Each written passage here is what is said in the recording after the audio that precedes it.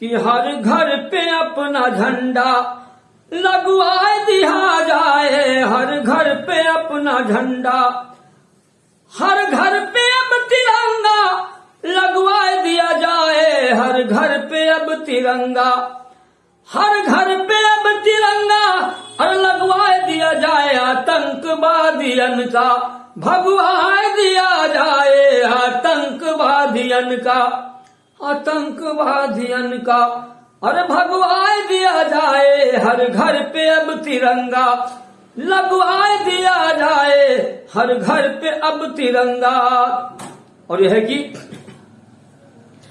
हम एक नेक होकर भारत को सजाएंगे, हम एक नेक होकर, हम एक नेक होकर अरे भारत को सजाएंगे और भारत को सजाएंगे और नजरों से ये कर नक्शा दिखवाए दिया जाए, नजरों से कर नक्शा दिखवाए दिया जाए, हर घर पे तिरंगे को लगवा दिया जाए, हर घर पे तिरंगे को। और ये भी आप सुने, ये हिंदुस्तान अपना मुल्क है, इसकी मिट्टी से प्यार है, कंकड़ से प्यार है। और ये भी आप समझ लें कि मरकल की भी इसी में रहना है, इसलिए इस मिट्टी से अपने पुत्र से ज्यादा, पोते से ज्यादा प्यार कीजिए। भारत की मिट्टी इतनी प्यारी हो, इतनी प्यारी हो कि जिसका कोई जवाब नहीं। इसी पे लिखा है हमने कि यकीनन ये वतन मेरा बहुत ही खूबसूरत है,